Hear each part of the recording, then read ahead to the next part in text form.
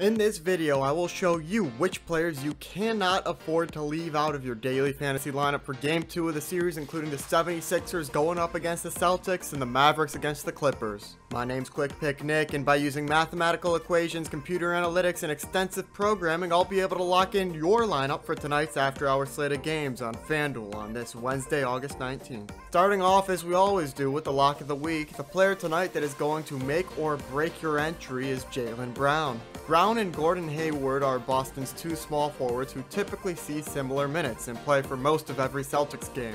Either of these players is a good choice for a normal lineup, but given the circumstances of today's matchup, Brown is an absolute lock. Hayward went down late in the Celtics' first game of the series with a grade 3 right ankle sprain, which will keep him out of play for the next month, meaning that there's not even a choice to be made at the position anymore. Without Hayward in the picture, Brown is arguably the best player on Boston's team, leaving him even more room to produce. Well, that is, the best player next to Jason Tatum, who is also the next lock for this lineup. Brown and Tatum were two players who hadn't really played all that spectacularly leading up to the playoffs in the bubble. Sure, they certainly played well, but for their higher price tags, my model didn't even consider adding either of them to my lineup for the first game.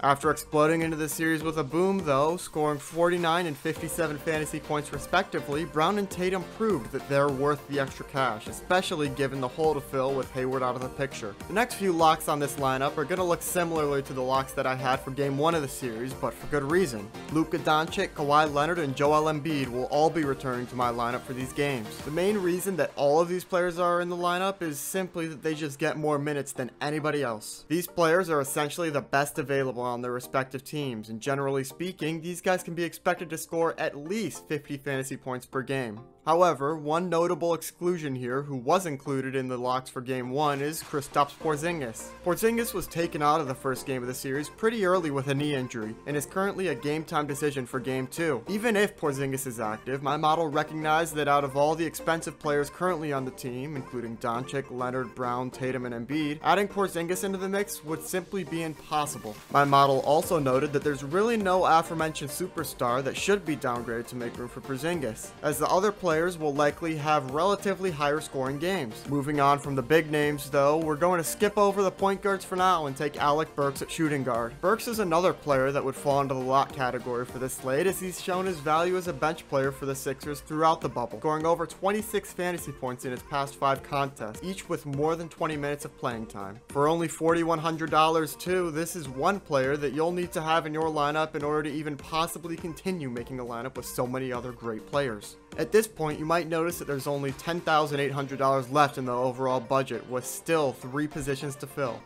But it's not such a big problem for us because the holes we have yet to fill don't have such a high point differential. What I mean by that is when my program is looking for players, it specifically tries to find steep drop-offs in price or value in a player at a given position compared to others around his price. The players with the steepest drop-offs are already in this lineup, and the holes that haven't been filled have smoother curves. Kemba Walker, for one, seems to be overpriced, as he has a ceiling of around only 30 fantasy points for $6,900. There's not a huge drop-off in terms of fantasy points at the point guard position from Walker either, which is why we're taking Brad Wanamaker and Trey Burke. I chose the former because the injury to Hayward will make room for more playtime for all bench players, and the latter because Burke gets a surprising amount of playtime for a backup point guard, typically on the court for at least 20 minutes a game. Finally, to finish the lineup, my model slots in JaMychal Green.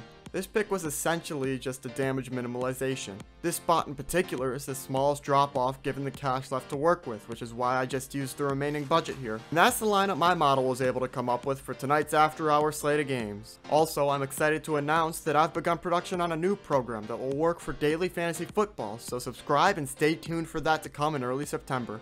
Again, this has been Quick Pick Nick, the intersection for sports, data analysis, and speed. Thanks for watching.